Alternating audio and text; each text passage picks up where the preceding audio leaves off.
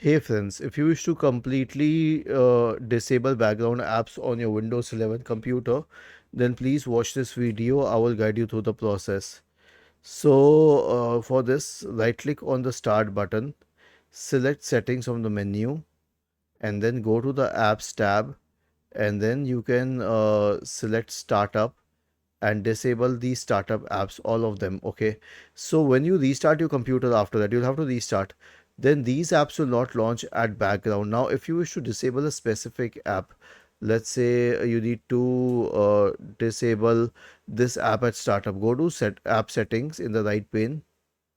Now wait till it loads, scroll down, and then you will find this option to never let it run in the background by changing background app permissions to never. Was this helpful? If yes, then please subscribe to the channel. If not, then let us know in the comment section of the video on how we could help you further. Thank you for watching this video and have a nice day.